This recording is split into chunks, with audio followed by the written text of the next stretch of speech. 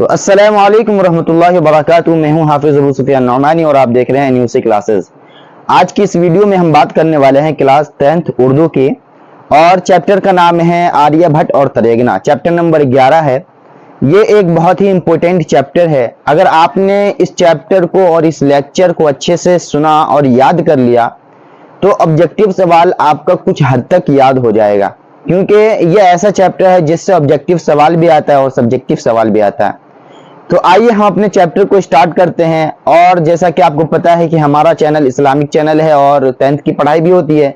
तो आपने 10th की बुक की जितनी पहले वीडियो अपलोड कर दिया वो नहीं देखें तो मेरे चैनल पर जाकर उस वीडियो को देखें ताकि आपको मुकम्मल समझ में आए। हमारे चैनल पर वैसी कोई पढ़ाई नहीं होती जो आपके दिमाग के ऊपर से चला जाए, बल्कि इस तरीके से पढ़ाई होती है कि आपको बिल्कुल कॉन्सेप्ट के साथ समझ में आएगा, एक एक हरफ आपको समझाया जाएगा। तो आइए वीडियो को स्टार्ट करते हैं। उससे पहले एक दरखास्त है कि वीडियो को लाइक करें, चैनल को सब्सक्राइब करें और इसे अपने दोस्तों के पास जरूर शेयर करें। तो आइए अपने हम बोर्ड पर चलते हैं। यहाँ पर सबसे पहले लिखा हुआ है यहाँ पर क्लास 10th, यानी जो हम सबक पढ़ने वाले हैं ये किस क्लास का है, तो ये क्लास 10वीं का यानी क्लास 10th का है। और ये सबक नंबर 11 यानी चैप्टर नंबर जो है ये हमारा 11 है। अब इसका नाम क्या है, तो यहाँ पर लिखा हुआ है आर्यभट्ट और तरेगना। तरेगना और आर्यभट्ट इसमें बहुत ही अच्छा समझिए रिलेशन है। आर्यभट्ट नाम है और तरेगना जगह का नाम है, यानी आर्यभट्ट ने तरेगना में रहकर जो काम किया है उसके बारे में यहाँ पर हमें पढ़ना है। आर्यभट्ट के बारे में कुछ बातें हैं जो हमें बहुत ही मशहूर है, हमें पता होनी चाहिए कि आर्यभट्ट ने ही ये बताया था हमें कि दुनिया गोल है। समझे, आर्यभट्ट ने ही ये बताया था कि दुनिया गोल है। हमारा जो सूर्य ग्रहण लगता है, चांद ग्रहण लगता है, वो क्यों लगता है, सूरज किसका चक्कर लगाता है, चांद किसका चक्कर लगाता है, धरती किसका चक्कर लगाता है, ये सारी बातें जो है ये हमें आर्यभट्ट जी ने ही बताया है। और सुनने में ये भी आया हुआ है और ये भी आपको पता है कि जीरो का आविष्कार जो है वो आर्यभट्ट ने ही किया है। आर्यभट्ट एक बहुत ही बड़े साइंटिस्ट हैं जिसको उर्दू में साइंसदां कहा जाता है। ये दुनिया के सबसे बड़े साइंसदानों में ये शुमार किए जाते हैं, जिसका नाम है आर्यभट्ट। और ये बहुत बड़ी खुशनसीबी की बात है कि ये कहीं और के नहीं बल्कि अपने इंडिया, और सबसे महत्वपूर्ण बात यह है कि ये बिहार के रहने वाले हैं और इनका जो गांव है वो पटना शहर के नजदीक है। तो आइए अब हम आगे क्या बोलते हैं कि अगर आपने ये चैप्टर सही से पढ़ा तो मार्क्स आपके कितने आने वाले हैं, 90+। समझे, ये वाले मार्क्स जो हैं आपके 90+ आने वाले हैं। अगर ये वीडियो को और हमारी वीडियो शुरू से देखते आ रहे हैं वो अगर देख रहे हैं तो उनकी गारंटी मेरी है कि 90+ उनका नंबर आएगा ही आएगा। तो आइए हम अपने चैप्टर को स्टार्ट करते हैं। सबसे पहले चैप्टर को बनाने वाले का जो सवाल आता है बोर्ड एग्जाम में, उस चैप्टर को बनाने वाले का आता है, यानी मुसन्निफ के बारे में आता है। उसके बाद चैप्टर के बारे में सवाल जवाब आता है। तो सबसे पहले हम आर्यभट्ट की बात करेंगे। आर्यभट्ट की बात कर रहे हैं तो इनकी पैदाइश कब हुई, यहाँ पर हमने लिखा पैदाइश हुई पटना के मगरिबी शहर, ये क्या लिखा हुआ है, खगोल। और कहां पर हुई, कितनी ईस्वी में, 476 ईस्वी में। देखिए 476 ईस्वी में इनकी पैदाइश हुई। तो सोचिए कितने 100 साल यानी 1500 साल पहले, 1500-2000 साल पहले की बात हो रही है। 476 ईस्वी में इनकी पैदाइश हुई। और एक बात यहाँ पर एक बहुत ही अच्छी बात है कि इनके बारे में कोई ज्यादा मालूमात है नहीं। ये जो है जैसा हम लोग बोलते हैं ना सूत्रों के जरिए पता चला, तो इसी तरीके से वहां के बहुत ही जो बूढ़े बूढ़े लोग हुआ करते थे, बहुत ही समझिए रिसर्च करने के बाद इनके बारे में मालूमात फराहम हुई है। अब यहाँ पर देखिए इनकी पैदाइश कब हुई, पटना के मगरिबी शहर। मगरिब जैसे बोलते हैं ना, ये होता है मशरिक, वो होता है मगरिब, ये होता है शिमाल, ये होता है जुनूब। तो इसी तरीके से पश्चिम, पूरब, उत्तर, दक्षिण जो बोलते हैं, तो कहीं कहीं पर पश्चिम शहर में मतलब जैसे पटना है और पटना के इधर पश्चिम हो गया, उधर पूरब हो गया, इधर दक्षिण हो गया, इधर उत्तर हो गया। तो इसी तरीके से यहाँ पर भी बताया गया है कि ये अलग अलग शहर हो सकते हैं। कह रहा पटना के मगरिबी शहर खगोल 476 ईस्वी में इनकी पैदाइश हुई। अब यहाँ पर देख लीजिए वफात के बारे में बात कर रहा है। वफात का माना होता है इंतकाल, मृत्यु। तो यहीं पे कह रहा है 564 ईस्वी में इनका इंतकाल हो गया। 564 ईस्वी में 88 साल की उम्र पाई, यानी जब 564 में इनका इंतकाल हुआ तो इनकी उम्र जो पूरी मुकम्मल हुई वो कितनी साल की हुई, 88 साल की उम्र इन्होंने पाई। और 88 साल में ऐसे ऐसे कारनामे करके दिखा दिए कि आज के साइंसदान, आज के जो साइंटिस्ट है, वैज्ञानिक है, वो सोचने पर मजबूर है कि पहले ना तो इतनी टेक्नोलॉजी थी, ना ही कंप्यूटर था, ना ही किसी के पास कोई साजो सामान था, तो इतनी भयानक रिसर्च करके कैसे चला गया। ये बहुत ही सोचने वाली बात है। अब यहाँ पर देखिए, यहाँ पर मालूमात का माना है कि इनके बारे में हमें मालूमात दिया गया है कि यहाँ कहाँ पर रहते थे, कहाँ पर पैदा हुए, क्या करते थे। तो आइए हम देखते हैं। पटना शहर से, देखिए यहाँ पर लिखा हुआ पटना शहर से दक्षिण जानिब, पटना शहर से यहाँ पर लिखा हुआ है मगरिब, अब यहाँ पर दक्षिण, यानी यहाँ पर हिंदी वाली बात कर रहा, ऊपर जो था वो उर्दू में कर रहा था। यहाँ पर देखिए पटना शहर से दक्षिण जानिब 30 किलोमीटर दूरी पर मसूरी में वाक़ई है। क्या है? तरेगना। तरेगना एक जगह का नाम है, तरेगना एक जगह का नाम है। और ये कहां पर है? तो यहां पर देख लीजिए, पटना शहर से दक्षिण ओर, पटना शहर से दक्षिण ओर, यानी जानिब को हम और बोल रहे हैं, 30 किलोमीटर दूरी पर, यानी 30 किलोमीटर के बाद जो मसूरी है, एक जगह का नाम भी है मसूरी, वहां पर तरेगना वाक़ है, यानी वहां पर तरेगना है। अब यहां पर देख लीजिए, अपने काम को अंजाम देने के लिए अपना तजर्बागाह कायम किया तरेगना में। तजर्बागाह किसको बोलते हैं? जैसे हम बोलते हैं ना रिसर्च सेंटर या लैब वगैरह हम बोलते हैं, इसी को उर्दू में तजर्बागाह बोला जाता है, जहां पर रिसर्च किया जाता है। समझ में आ गई बात। अब यहां पर देख लीजिए, अहम किताब, अहम का माना होता है कि तरेगना में जो लिखा गया, यानी इनकी 2 किताबें हैं जो बहुत ही अहम हैं, जिसकी वजह से आज भी जो बड़े बड़े रिसर्च हो रहे हैं, जो बड़े बड़े साइंटिस्ट है, इनकी किताबों के जरिए से बड़े बड़े रिसर्च कर रहे हैं आज भी। अब यहां पर देख लीजिए, अहम किताब इसलिए हमने लिखा है, बाकी किताब में नहीं लिखा हुआ, हमने लिखा है अहम किताब आर्य सिद्धांत और तंत्र तरेगना में लिखा। यानी जो आर्यभट्ट जी हैं, इन्होंने क्या किया, तरेगना में बैठा और वहां पर तमाम ये सैयारों के बारे में, सितारों के बारे में, प्लैनेट के बारे में, समझे, उनके बारे में वहां पर रिसर्च किया है ना, तजर्बागा किया। और उसके बाद क्या किया, 2 किताबें भी लिखी, जिनका नाम क्या है, आर्य सिद्धांत और तंत्र। ये बहुत ही वीवीआई क्वेश्चन है, आप इसको याद रख लीजिए, हम वीवीआई लगा देते हैं, इसको आप क्या कीजिए, याद रख लीजिएगा। आर्य सिद्धांत, आर्यभट्ट से हम सिद्धांत लगा सकते हैं, और तंत्र बोलते हैं ना, तंत्र मंत्र वगैरह, तो इस तरीके से हम याद रख सकते हैं। हर चीज को याद रखने का एक खुद से ट्रिक बनाइएगा, तब जाकर बहुत फायदा होगा। अब यहां पर हमने लिखा था अहम किताब, अब यहां पर क्या लिखा हुआ, अहम मालूमात। अहम मालूमात का माना क्या हुआ, पूरे किताब का निचोड़। ये हमें याद होना, ये हमें पता होना जरूरी है। जब तक आप चैप्टर को समझेंगे तब तक तो आपको बहुत अच्छा है। अगर याद करने, रट्टा मारने की कोशिश कर रहे हैं तो फिर 1 से 2 महीने रहेगा, उसके बाद भूल जाइएगा। तो आप समझने की ज्यादा कोशिश कीजिए। यहां पर क्या लिखा हुआ, पटना गया रेलवे लाइन में, पटना गया, गया के पास ही पटना है, पटना ये गया भी एक समझिए कि जिला है। तो यहां पर क्या लिखा हुआ, पटना गया रेलवे लाइन में मसूरी स्टेशन, क्या लिखा हुआ है, मसूरी स्टेशन का नाम तरेगना रखा गया। क्या रखा गया, तरेगना रखा गया। इसके बहुत सारे ये बात भी है जिसकी वजह से यहां पर तरेगना रखा गया, समझे नाम इसका। अब यहां पर देखिए, तरेगना के हिंदी माना तारे गिनना होते हैं। यानी बहुत सारे बोलते हैं ना भाई दिल्ली है, बिहार है, इसका माना क्या हो सकता है। अगर हम बोलते मुट्ठी, मुट्ठी का क्या माना होगा। अगर हम बोल दे कि जंतर मंतर, मंतर का क्या माना होगा। तो इसी तरीके से यहाँ पर क्या लिखा हुआ है, तरेगना। आखिर तरेगना में ही क्यों रहे, तरेगना का माना क्या हो सकता है। तो यहाँ पर इसका हिंदी माने जो निकल के आता है, उसका माना क्या होता है, तारे गिनना, यानी तारे को काउंट करना, उसको गिनना, उसकी गिनती करना। आर्यभट्ट में तहकीकी कामों के लिए, यहां पर देख लीजिए क्या लिखा हुआ, आर्यभट्ट ने तहकीकी कामों के लिए तरेगना में 60 फुट का, याद रखिएगा, तरेगना में 60 फुट का एक टेला बनाया। यहां पर बच्चे कंफ्यूज हो जाते हैं, ये टेला क्या होता है। तो जैसे हम लोग गांव घर में रहते हैं, मचान बनाते हैं, इसी तरीके से इन्होंने 60 फुट, यानी 1 फुट 12 इंची का होता है, तो इन्होंने क्या किया, 60 फुट का एक टेला बनाया। अब वो टेला लकड़ी का भी हो सकता है, या फिर कोई क्या बोलते हैं बड़ा गाछ का जो होता है ढेंग, वो भी हो सकता है। तो उन्होंने क्या किया, 60 फुट का एक टेला बनाया। अब क्या करते थे वो, जिसके ऊपर, याद रखिएगा, जिसके ऊपर बैठकर वो रात भर सितारों और सैयारों की मालूमात हासिल क्या करते थे। यानी रात भर वो क्या करते थे, उस टेले के ऊपर बैठते थे और सितारों के बारे में, सैयारों के बारे में, ग्रहों के बारे में और बहुत सारे इल्म नुजूमी, इल्म शमसी के बारे में क्या करते थे, वो इसके बारे में मालूमात हासिल करते थे। और उन्होंने सारी की सारी मालूमात कौन सी किताब में रखी हुई है, तो यहाँ पर जो हमने देखा था, इन्होंने दो किताबें लिखी। पहला था आर्या सिद्धांत और दूसरा है तंत्र। इन्हीं दो किताबों में इनकी तमाम चीजें, जो भी इन्होंने रिसर्च किया है, जो भी इनके पास मालूमात है, वो सारी की सारी आर्य सिद्धांत और तंत्र में लिखी हुई है।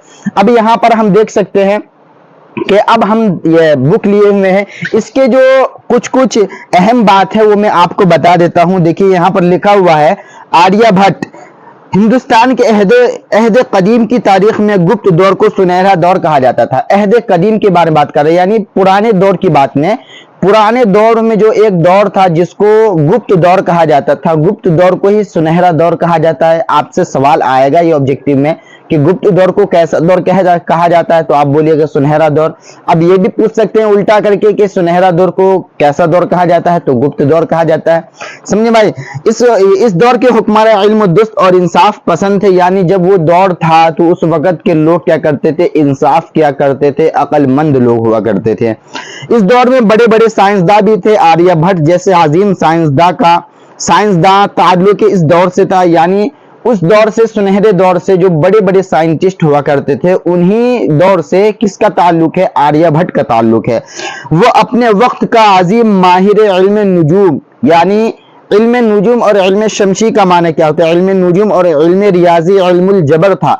यानी इन्होंने क्या किया, गिरहों के बारे में तारीखी ये उनको क्या किया, तहकीकात किया। तो इसी को इल्म ये क्या बोलते हैं, नुजूम और इल्म रियाजी वगैरह कहा जाता है। यानी दुनिया की मालूमात भी और दुनिया से ऊपर, यानी जो हमारे प्लैनेट वगैरह, इनके बारे में मालूमात हासिल करने को क्या कहा जाता है, इल्म नुजूम।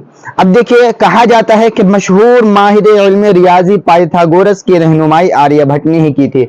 रहनुमाई किसको बोलते हैं, याद रखिएगा। देखिए, जैसा कि मैं एक स्टूडेंट हूं और हमारे सर होते हैं, वो क्या करते हैं, हमारे रहनुमाई करते हैं ना, कि जैसे अगर हमने कोई चैप्टर पढ़ा या हमने कोई कॉन्सेप्ट बनाया, अब वो हमें समझ में नहीं आया या फिर किसी तरीके से उसमें हमें परेशानियां हो रही है, तो वो जो हमारे सर होते हैं, जो हमारे टीचर्स होते हैं, वो क्या करते हैं, वो हमारी रहनुमाई करते हैं, वो हमें बताते हैं। तो जो सबसे बड़े साइंसदान हैं, जिसको हम पाइथागोरस, मैथ पढ़ते होंगे 10th क्लास का, तो पाइथागोरस वगैरह इसका सूत्र हम लोग लगाते हैं, है नहीं, फॉर्मूला यूज करते हैं अपने ये सबक में। तो इसी तरीके से पाइथागोरस जो है ये बहुत बड़े साइंसदान है। अब इसकी रहनुमाई किसने किया, तो आर्यभट्ट ने किया। समझे, इसी तरीके से जैसे एक स्टूडेंट की हेल्प एक टीचर करता है, इसी तरीके से पाइथागोरस की हेल्प किसने किया, तो आर्यभट्ट ने किया। अब देखिए, आर्यभट्ट की पैदाइश के बारे में हतमी तौर पर तो कुछ कहना मुश्किल है, यानी इनके बारे में हकीकत में तरीके से सही से बताना मुश्किल है कि इनकी पैदाइश कब हुई कब नहीं हुई। अब देखिए, लेकिन कुर्राइन से पता चलता है। कुर्राइन किसको बोलते हैं, जैसा कि हमने शुरू में बताया था, जैसा हम लोग बोलते हैं ना, सूत्रों के हवाले से पता चला है, तो सूत्रों को ही उर्दू में कुर्राइन बोला जाता है, यानी लोगों से पता करना, तहकीकात करना, उसी को कुर्राइन बोला जाता है। अब देखिए, कुर्राइन से पता चलता है कि पटना के मगरिब में खगौल में उसकी पैदाइश हुई, यानी पटना जिला है और खगौल एक गांव है, पटना जिला में आता था। खगौल में क्या हुआ, उनकी पैदाइश हुई। खगौल के माने इल्म नुजूम से होता है और आर्यभट्ट का ताल्लुक इल्म नुजूम से ही, ताल्लुक का माना होता है रिलेशन, यानी आर्यभट्ट जो है वो इल्म नुजूम से ताल्लुक रखते हैं, रिलेशन रखते हैं। इसलिए कुर्राइन कयास यही है कि खगोल ही आर्यभट्ट की जाए पैदाइश है, यानी खगोल में ही ये पैदा हुए, कौन, आर्यभट्ट। अब देखिए, इसकी तारीख पैदाइश 476 है, जैसा कि हमने बोर्ड पर लिखा हुआ है 476 है, और इनकी वफात जो है वो 564 ईस्वी है, और इन्होंने वफात 88 साल की उम्र में पाई। समझे। अब यहां पर देखिए कि आर्यभट्ट के खिदमात वह गुप्त अहद हुकूमत का न सिर्फ ये कि माहिर इल्म रियाजी था, बल्कि इल्म नजूम के मैदान में भी उनकी खिदमात नाकाबिल फरामोश है। यहाँ तक कि ये बात कर रहा है कि सिर्फ दुनिया में ही नहीं, जैसे जीरो का आविष्कार हुआ, सबसे बड़ा मुद्दा और सबसे बड़ा मुश्किल काम तो ये है कि इन्होंने ये कैसे पता लगाया कि प्लानेट जो हमारा जो गिरा है, हमारी जो दुनिया है, वो एक अंडे आकार की है या गोल है। अब उन्होंने ये तो ठीक है, यहाँ तक पता लगा लिया। दूसरी बात ये है कि इन्होंने ये कैसे पता लगाया कि सूरज जो है वो किसी का मतलब तवाफ नहीं करता। तवाफ का माना होता है घूमना, यानी वो किसी का चक्कर नहीं लगाता है, वो अपनी जगह जैसा का वैसा ही खड़ा हुआ है। अपनी धरती सूरज का चक्कर लगाती है, सूरज के तवाफ करती है, चांद अपनी धरती का तवाफ करती है। ये सब कैसे पता लगाया, ये अभी भी हमारा जो है ना समझ से बाहर है। समझ में आई बात। ये अभी के जो बड़े बड़े साइंसदान हैं, जो साइंटिस्ट हैं, वैज्ञानिक हैं, वो अभी भी परेशान हैं कि पहले के जमाने में ना तो कोई टेक्नोलॉजी था, ना कोई कंप्यूटर था, तो फिर ऐसे बड़े बड़े समझ रिसर्च हुए तो हुए कैसे, ये आज भी समझने की बात है। अब यहां पर देख लीजिए, यहां पर कुरान क्या कह रहा है। कुरान का सबसे बड़ा इसमें हाथ है कि जैसा कि दुनिया में जो चीज होने वाला है या होगा, उस सब की डिटेल्स आप कुरान में मिल जाएगी। लेकिन फर्क इतना है कि कुरान को समझने वाला होना चाहिए। कुरान जैसे कि हम किसी से बात करते हैं टेलीफोन पे, तो यहां से हम सऊदी अरबिया बात कर लेते हैं, अमेरिका बात कर लेते हैं, कहां कहां बात कर लेते हैं, उन सब का जिक्र जो है, कैसे बात होता है, किस बिना पर बात होगा, क्या कंडीशन होगी, वो सारी की सारी कुरान में लिखा हुआ है कि हम जो बात करते हैं ये हवा की वजह से होता है। अगर हवा खत्म हो जाएगी तो हम चाहे जितना भी जोर से बोल लें, कुछ नहीं होगा, सामने वाला बगल में बंदा नहीं सुन पाएगा। अगर हवा खत्म हो जाएगी तो समझे। तो बहुत सारी ऐसी बात है, अगर हवा खत्म हो जाएगी तो जो हम जिस सीमेंट के घर में रहते हैं, जिस ईंट के घर में रहते हैं, वो सब क्या हो जाएगा, बालू की तरह उड़ने लगेगा। ये सब हवा के रिएक्शन की वजह से खड़ा रहता है। ये सब कुरान में मौजूद है, आप कुरान को पढ़िए तो सही। आगे देखिए यहां पर क्या लिखा हुआ है कि आर्यभट्ट की खिदमात वो गुप्त अहद हुकूमत का सिर्फ न ये कि इल्म रियाजी था, बल्कि इल्म नुजूम के मैदान में भी उनकी खिदमत नाकाबिल फरामोश है। मौजूदा दौर के साइंसदा, यानी मौजूदा दौर का माना है कि अब भी जो चल रहा है, जिसको हम वर्तमान काल बोलते हैं, अब भी के जो साइंसदा है, अब भी के जो साइंटिस्ट हैं, वैज्ञानिक है, ये क्या करते हैं, आज भी हैरत ज़दा है, यानी वो परेशान है, हैरत में है कि 1500 साल कब्ल का माना होता है पहले, यानी 1500 साल पहले एक साइंसदान ने इल्म नुजूम के ऐसे उसूल वज़ा किए। इल्म नुजूम जैसा कि मैंने बताया था, ग्रहों के बारे में पता करना, सितारों के बारे में जानना, इसी को इल्म नुजूम कहा जाता है। उनके बारे में जानना वज़ा किए जो आज भी साइंसदानों के लिए रहनुमाई करते हैं। रहनुमाई जैसा कि हमने बताया, वो आज भी उनको क्या करते हैं, उनके हेल्प करते हैं रिसर्च करने में कि कैसे कैसे साइंसदान ने क्या क्या रिसर्च किया है।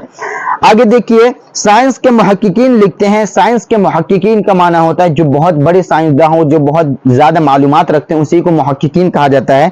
लिखते हैं कि आर्यभट्ट ने पटना शहर से 30 किलोमीटर जुनूब, जैसे कि हमने बोर्ड पर लिखा हुआ है, 30 किलोमीटर जुनूब में मसूरी के नजदीक तरेगना एक जगह का नाम है, वहां पर क्या किया था, अपनी तहकीकी कामों के लिए एक तजर्बागाह कायम किया था, यानी एक लैब बनाया था, जिसको हम रिसर्च सेंटर भी बोल सकते हैं। वहां पर एक लैब बनाया था। अब जिसमें क्या करते थे कि वो किताबें भी लिखते थे। अब पहले के जमाने में तो इतना बड़ा 476 में कौन कंप्यूटर लागू हुआ था, बता दीजिए। तो बहुत पहले की बात है। वहां पर क्या करते थे, अल्लाह ने उनको पता नहीं कैसी सलाहियत दी थी, उसी से वो तमाम रिसर्च क्या करते थे। आगे देखिए उन्होंने क्या लिखा, वहीं पर बैठकर आर्यभट्ट ने ही, यानी तरेगना में ही बैठकर आर्यभट्ट ने अपने मशहूर तस्नीफ आर्य सिद्धांत और तंत्र को लिखा था। वो दुनिया का पहला साइंसदान था जिसने अपनी तहकीकात से साबित किया कि जमीन गोल है और अपने महूर पर घूमते हुए सूरज की गर्दिश करती है। सूरज की गर्दिश का माना होता है सूरज का तवाफ करती है, यानी चक्कर लगाती है। चुनांचा इस साइंसदान ने सबसे पहले सूरज ग्रहण और चांद ग्रहण के बारे में तफसीली मालूमात फराहम कराई। यानी आर्यभट्ट ये एक पहले ऐसे इंसान हैं, पहले एक ऐसे साइंटिस्ट हैं, साइंसदान हैं, जिन्होंने सबसे पहले जो सूर्य ग्रहण लगेगा, सूर्य चांद ग्रहण जो लगेगा, इनके बारे में मुकम्मल तौर पर तफसीली यानी डिटेल्स के साथ हमको क्या किया, मालूमात दी। समझे। आगे देखिए, आज इल्म रियाजी में आलमी सतह पर निज़ाम अशिया, जिसको हम डिसिमल सिस्टम भी कहते हैं, उसकी अहमियत वफादियत से इनकार नहीं किया जा सकता। यानी आज के जितने भी हमने रिसर्च देखे हैं, वो सब जो है बड़े बड़े पहले के साइंटिस्टों की किताबों से लिया जाता है। उनके से क्या करते हैं, वो लोग तजर्बा लेते हैं, थोड़ा आइडिया लेते हैं, उसके हिसाब से उनकी भी मेहनत होती है। ऐसा नहीं कह रहा कि वो सीधा कॉपी कर लेते हैं, ऐसा नहीं है। वो क्या करते हैं, वहां से टिप्स लेते हैं और वो अपने तजर्बा में क्या करते हैं, अपने जो रिसर्च करते हैं उसमें यूज करते हैं, ताकि वो भी हेल्पफुल रहते हैं। आगे देखिए, बल्कि साइंस के तमाम शोबों में निजाम अशिया की अहमियत मुसल्लम है। यानी कह रहा है कि तमाम जितने भी साइंटिस्ट हैं, जितने भी क्या बोलते रिसर्च हुआ करते हैं, वो पहले के साइंटिस्टों के कुछ न कुछ टिप्स क्या होते हैं उसमें जरूर शामिल होते हैं। आगे देखिए, साइंसी तहकीक का यह आज़म कारनामा आर्यभट्ट जैसे साइंसदान ने अंजाम दिया। साइंटिस्ट, यहां पे एक बात और समझ में आई, नई बात पता चली कि जो भी हम रिसर्च करते हैं, रिसर्च करने का तरीका आर्यभट्ट ने हमें दिया है, ये याद रहे। आगे देखिए, याद रहे कि जो हम तरीका बता रहे हैं, जो हम पढ़ा रहे हैं, उसको समझिए और समझकर लिखने की कोशिश कीजिए। किताब से रट्टा मारिएगा तो कुछ भी नहीं होगा। वहां पर बाकायदा लिखा होता है कि स्टूडेंट अपने भाषा में उत्तर दे, समझे? तो आपको परेशान होने की जरूरत नहीं। ये नहीं कि आप एकदम सेम नहीं लिखिएगा तो आपका नंबर काट लिया जाएगा। ये सब बेवकूफी वाली बात है। जो भी सर बोलते हैं मैं कहता हूं वो बेवकूफ है, समझे? तो अपने दिमाग से लिखने की कोशिश करें। अगर आप अपने दिमाग से लिखिएगा तो दो फायदा होगा, एक तो नंबर पूरा मिलेगा और दूसरा आपकी जो सोचने समझने की सलाहियत है वो बढ़ेगी, समझे? आपकी जो सोचने समझने की शक्ति है वो बढ़ेगी और ये दोनों काम हो रहा है तो फिर हमारा फायदा ही फायदा है।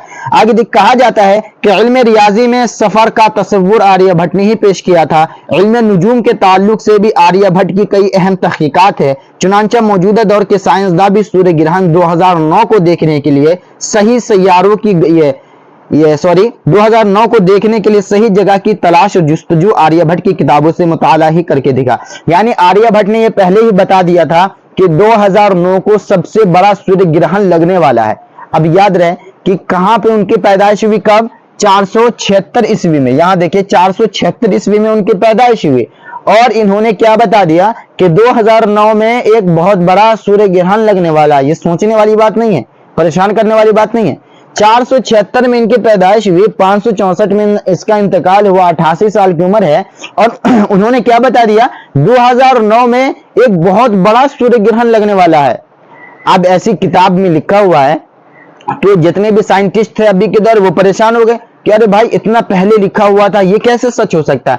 तो इन्होंने क्या किया, उस पर रिसर्च करना स्टार्ट कर दिया। आज के साइंसदान ये साबित करना स्टार्ट कर दिया कि क्या यह हकीकत है या नहीं है। तो उन्होंने शुरू से ही एक नासा की कंपनी अमेरिका की, वो आपको पता होगा, वहां के एक साइंटिस्ट है, उन्होंने क्या किया, बहुत बड़ी बड़ी किताबें लिखी उनके ऊपर, समझे? वो आपको अभी बता रहा हूं, आगे देखिएगा।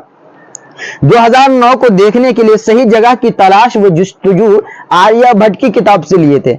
अब आर्यभट्ट ने यह बता दिया था कि अगर 2009 के सूर्य ग्रहण को देखना है तो आपको तेलंगाना ही आना होगा। क्यों? क्योंकि तेलंगाना में हमेशा जो फिजा होती है, जो हमारा वर्तमान ऊपर से दिखता है, वो बिल्कुल साफ रहता है। अगर कहीं पर साफ हो और कोई चीज देखना हो तो वहां पर मुश्किल या परेशानी के सामने तो नहीं करना पड़ेगा। आगे देखिए,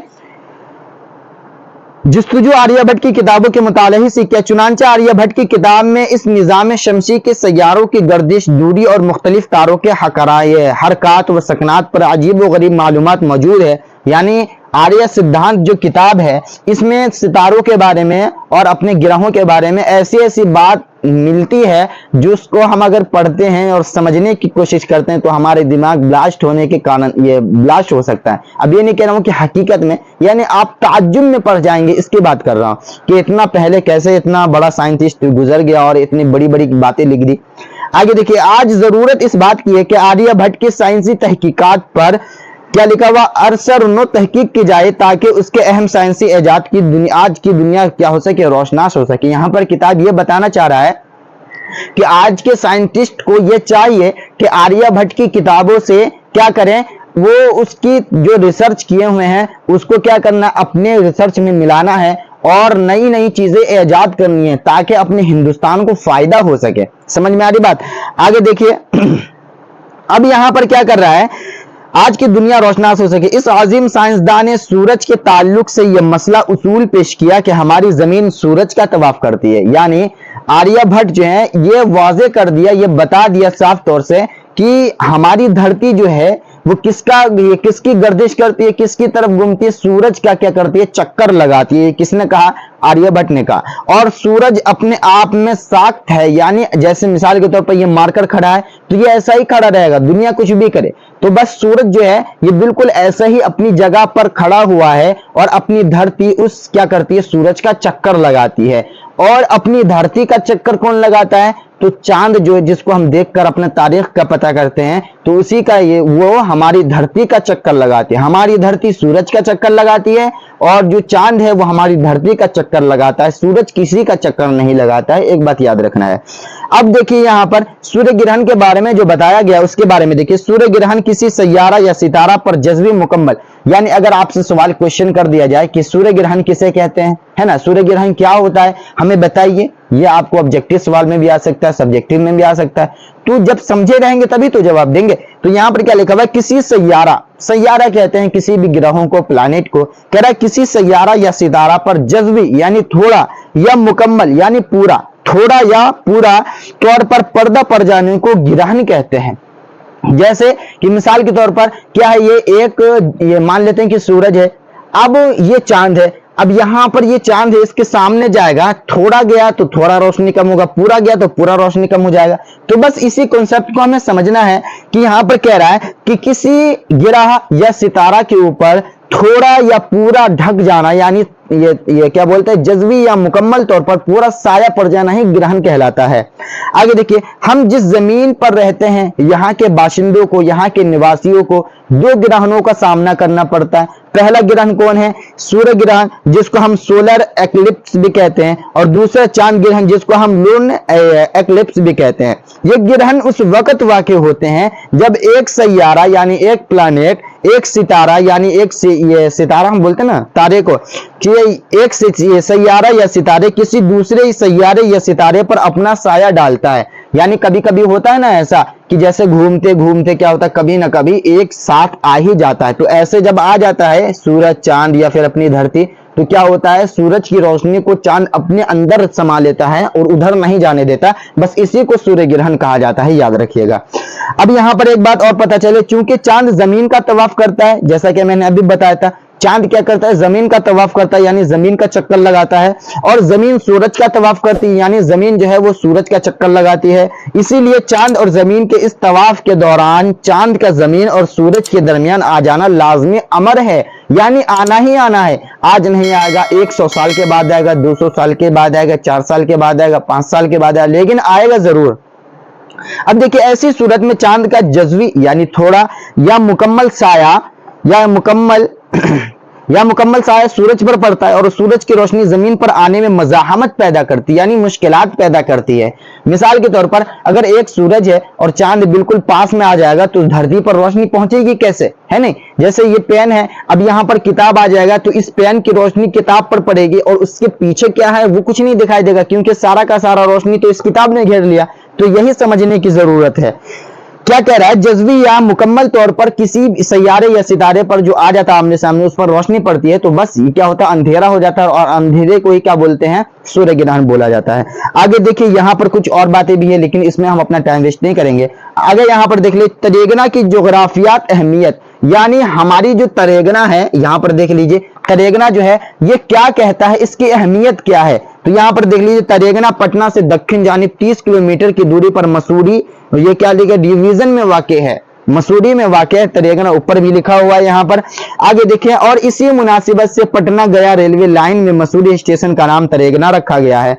मसूरी स्टेशन से मोहल्ला रहमतगंज तक बशमूल सब उद्देशन के नाम सरकारी दफातर क्या है, तरेगना के ही हल्का में आते हैं। आगे देखिए, ये हो गया। अब देखिए 2009 के सूरज ग्रहण और तरेगना। 2009 में जो सूर्य ग्रहण लगा वो कैसा सूर्य ग्रहण था, और यहां पर क्या क्या हुआ वो देखिए। 21वीं सदी का सबसे बड़ा सूर्य ग्रहण 22 जुलाई 2009 को पेश आया। यह कब बताया गया था, 476 ईस्वी में जो पैदा हुए थे आर्यभट्ट जी, इन्होंने बता दिया था कि 22 जुलाई को 2009 को एक बहुत बड़ा सूर्य ग्रहण लगने वाला है, उसको देखना है तुम लोगों को। आगे देखिए, 2009 को पेश आया। इस सूर्य ग्रहण की अहमियत इसलिए बढ़ गया कि ऐसा सूर्य ग्रहण एक सदी, यानी एक सदी बोलते हैं 100 साल को, याद रहेगा, एक सदी बोलते हैं 100 साल को, यानी सबसे बड़ा सूर्य ग्रहण जो होता है वो 100 साल के बाद आता है। तो यह कह रहा है कि ऐसा सूर्य ग्रहण एक सदी के बाद ही वाक़ होता है। अमेरिका के साइंसी तहकीकी इदारा, यानी जहां पर साइंटिस्ट ये रिसर्च होता है, रिसर्च सेंटर है जिसका नाम है नासा, ये सारी दुनिया इससे वाकिफ है। नासा के एक साइंसदान जे एंडरसन जो गुज़िश्ता 20 सालों से 2009 में पेश आने वाले इस सूर्य ग्रहण पर तहकीकी काम कर रहे हैं। जैसा कि हमने बताया था कि नासा के एक वैज्ञानिक है, वो 20 साल पहले से क्या कर रहे हैं, 2009 में जो सूर्य ग्रहण लगने वाला था उसके बारे में रिसर्च करना स्टार्ट कर दिए थे। इस सिलसिले में उन्होंने 2008 में 200 सफाहात पर मुश्तमिल एक तफसीली रिपोर्ट पेश की थी, यानी 200 पेज का क्या किया था, एक फाइल बनाया था और वो पेश किया था नासा को कि देखो इसके ऊपर रिसर्च करो। आगे देखिए, उन्होंने वाज़ेह किया कि इस सूर्य ग्रहण के मुशाहिदे के लिए मुनासिब तरीन मुकाम तरेगना, मुशाहिदा कहते हैं इसको देखना, यानी कह रहा है कि साइंटिस्ट ने, नासा के जो साइंटिस्ट है वो बता दिए थे कि अगर हमें सूर्य ग्रहण 2009 में जो लगने वाला 22 जुलाई को, अगर हमको उसको देखना है तो सही और मुनासिब जगह तरेगना ही है, चाहे आप कुछ भी कर लें, वहां तमाम फिजा जो है वो साफ रहती है। आगे देखिए, जुलाई 2009 के पूरे महीने में मुल्की और गैर मुल्की अखबारात और ज़राए इब्लाग में तरेगना को नुमाया मकाम हासिल हो गया। यानी कोई ऐसी बात, कोई ऐसा न्यूज़ जब आता है तो क्या होता है, एकदम हवा की तरह फैल जाता है और वो तमाम अखबार, तमाम टेलीविज़न, तमाम कंप्यूटर, तमाम इंटरनेट पर क्या हुआ, तरेगना छा गया। क्योंकि ये बात हमेशा के लिए बता दिया गया था कि 476 में पैदा होने वाला आदमी आर्यभट्ट ने इतना बड़ा खुलासा कर दिया है। ये हकीकत है कि नहीं, इसको जांचने के लिए नासा के और अपने क्या बोलते हैं इसरो के कंपनी, इसरो जो हमारी भी स्पेस कंपनी है, यहाँ के, इंडिया के भी और बड़े बड़े दूसरे मुल्कों से भी, गैर मुल्कों से भी क्या हुआ, बड़े बड़े साइंटिस्ट अपनी तरेगना पहुंचने लगे। यहाँ पर लिखा हुआ, मैं आपको पढ़ के बताता हूँ। 22 जुलाई की तारीख करीब आती गई और तरेगना के मुतालिक सारी दुनिया का तजस्सुस बढ़ता गया, यानी सोचने की सलाहियत बढ़ती गई। वो सोच में पड़ते गए क्या होगा कि नहीं होगा, होगा कि नहीं होगा, यानी चाहत बढ़ती दी गई। इसी को तजस्सुस कहा जाता है, चाहत को। नासा रिपोर्ट में जेसन क्या किया, तरेगना की खुसूसियात बयान करते हुए लिखा है कि वहां बादल छाने का औसत इम्कान बहुत कम है, यानी वहां बादल बहुत कम छाता है, यानी वहां बादल बहुत कम लगता है। और क्या करता है, धूप की तमाजुद भी बहुत दूसरे शहरों के मुकाबले में 43% ज्यादा है, यानी वहां पर धूप और गर्मी ज्यादा रहती है। और क्या लिखा हुआ, इस सूरत में सूर्य ग्रहण के नजारे और मुशाहिदे के लिए तरेगना मुनासिब तरीन मकाम है। यहाँ पर हम 2009 में जो लगने वाला था, यहाँ पर सूर्य ग्रहण, इसको हम अच्छे से देख सकते हैं। आगे देखिए, 22 जुलाई 2009 के इस सूर्य ग्रहण का मुशाहिदा करने के लिए, यानी देखने के लिए मुल्क और बैरून मुल्क, यानी दूसरे मुल्क से साइंसदान बिहार की राजधानी पटना पहुंचने लगे, क्योंकि पटना ही के जिले में तो आता है यहाँ पर खगोल और तरेगना, पटना पहुंचने लगे। यहां तक कि अमेरिका के नासा और इसरो जैसे साइंसी तहकीकी इदारों, यानी ये क्या बोलते हैं, स्पेस एजेंसी जिसको हम बोलते हैं, इदारों के साइंसदानों की टीम भी वहां पहुंच गई। पोलैंड के साइंसदानों की भी एक टीम पहुंच गई। दिल्ली और नैनीताल के ये क्या लिखा है, रिसर्च इंस्टीट्यूट के, ये क्या लिखा हुआ है, इंस्टीट्यूट और साइंसदानों की जमात 21 जुलाई को तरेगना पहुंच गई, क्योंकि 22 जुलाई को ये सूर्य ग्रहण लगने वाला था। आगे देखिए, हुकूमत बिहार ने, यानी बिहार की सरकार ने अपने तमाम आला अफसरों को नज्म नस्क संभालने के लिए तरेगना भेज दिया। यानी कुछ भी हो सकता है, किसी की परेशानी हो सकती है, यानी कुछ भी हो सकता है, उसी को संभालने के लिए ये बिहार के जो बड़े बड़े अफसर थे, यानी पुलिस ऑफिसर वगैरह थे, उन सबको क्या किया, तैनात कर दिया चारों तरफ की जाओ और कुछ भी, कोई भी सिचुएशन हो उसको संभालना है। आगे देखिए, तरेगना अस्पताल की नई इमारत को साइंसदानों के मुशाहिदे के लिए मुंतखब किया गया था। छत के ऊपर मुख्तलिफ किस्म के आलात नस्ब किए गए थे, यानी बड़े बड़ी मशीनें लगाई गई थी। हजारों की तादाद में आम लोग रात में ही पटना से तरेगना आ गए थे। 22 जुलाई को सूरज तुलू होने के साथ ही इंतजार की घड़ी खत्म होने वाली थी, जब सारा सूरज ग्रहण के लपेट में आने वाला था और सूरज के ऊपर किनारी का वो हिस्सा जो हीरे की अंगूठी की शक्ल में होगा, रोशन दिखाई देने वाला था। हजारों लोगों की आंखों पर सूरज ग्रहण देखने के लिए खास किस्म के चश्मे लगे हुए थे। आर्यभट्ट ने अपनी किताब आर्य सिद्धांत में लिखा था कि कभी भी सूर्य ग्रहण हो, चांद ग्रहण हो, कोई ऐसा मामला हो तो आप अपनी नंगी आंखों से नहीं देख सकते हो उसको। अगर आपने उनकी बातों को नहीं माना तो उनके अंदर से एक ऐसे रेडिएशन निकलता है जिसकी वजह से आपकी आंख की रोशनी हमेशा के लिए जा सकती है, समझे। तो क्या बोलते हैं, नासा के जो बड़े बड़े साइंसदान थे, साइंटिस्ट थे, और इसरो के जो बड़े बड़े साइंटिस्ट थे, इन्होंने फैसला किया कि नहीं, ऐसे नहीं दिखाना चाहिए, बल्कि बहुत बड़ी तादाद में चश्मा तैयार किया कि खास किस्म का इसलिए क्या बोलते हैं, सूर्य ग्रहण को देखने के लिए। तो सारे जितने लोग थे वहां पर, जितने साइंटिस्ट थे, सबको चश्मा बांटा गया और सब पहने हुए थे उसको देखने के लिए। आगे देखिए, यहाँ पर क्या लिखा हुआ है, चश्मे लगे हुए थे। लोगों को तजस्सुस रफ्ता रफ्ता, यानी देखने की चाहत जो है वो धीरे धीरे बढ़ती जा रही थी। लेकिन अफसोस के तरेगना का आसमान अचानक अबर आलूद हो गया, बारिश के कतरात भी गिरने लगे। सुबह 5:29 और 58 सेकंड का, याद रखिएगा, सुबह 5:29 और 58 सेकंड का वो लम्हा आ ही गया जिसका सारी दुनिया को शिद्दत से इंतजार था। लेकिन इंसान की सारी तैयारियों ने निजाम कुदरत के सामने घुटने टेक दिए। उसके बावजूद जो लोगों ने एक अजीब व गरीब माहौल का नजारा किया, ऐसा लगा कि रात वापस हो गई। यानी जब सूर्य ग्रहण लगा तो पूरा एकदम हकीकत में एकदम घना अंधेरा हो गया और ऐसा लगने लगा कि रात जो है वो दोबारा हो गई है, रात दोबारा हो गई। परिंदे अपने घोंसले की तरफ लौट आए और मशरिक की जानिब आसमान में तारे भी नजर आए और दर्जे हरारत में क्या हुआ, कमी का एहसास भी हुआ, यानी टेम्परेचर में क्या हुआ, कमी हुआ। टेम्परेचर कब कम होगा, रात को टेम्परेचर ज्यादा नहीं रहता है, क्योंकि सूरज क्या होता है, ढल जाता है, वो दूसरे मुल्कों में चला जाता है, इसलिए जो हमारे इंडिया का जो है वो क्या होता है, दर्जा हरारत यानी टेम्परेचर वो कम हो जाता है। अब देखिए, हीरे का छल्ला देखने की तमन्ना लिए मुल्क और बैरून मुल्क के साइंसदान वापस होने लगे और अब इस छल्ला को देखने के लिए दुनिया को 123 सालों तक इंतजार करना पड़ेगा। यानी आर्यभट्ट ने अपने किताब आर्य सिद्धांत और तंत्र में यह लिख दिया था कि 2009 के बाद आपको 123 साल का इंतजार करना पड़ेगा, उसके बाद फिर इतना भयानक सूर्य ग्रहण देखने को मिलेगा।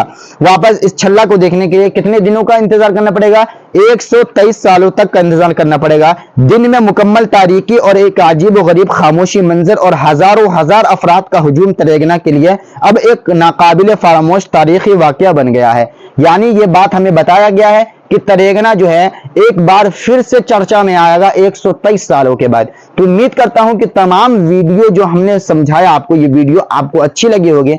वीडियो बनाने में बड़ी मेहनत लगती है, बस आपको एक लाइक का बटन दबाना है, चैनल को सब्सक्राइब कर लेना है और इस वीडियो को और जितनी भी वीडियो अपलोड होती है उस सबको पूरी देखें, ताकि आपको हकीकत में अच्छे नंबर लाने की मतलब कोशिश कर सकते हैं आप। तो अभी तक के लिए बस इतना ही। उम्मीद करता हूं कि वीडियो अच्छी लगी होगी। वीडियो को लाइक जरूर करना है, चैनल को सब्सक्राइब जरूर करना है और इसका जो क्वेश्चन आंसर है वो इंशाअल्लाह ताला मैं कल ऑब्जेक्टिव एंड सब्जेक्टिव के साथ करा दूंगा। अभी तक के लिए बस इतना ही। अस्सलामु अलैकुम वरहमतुल्लाहि वबरकातुहू।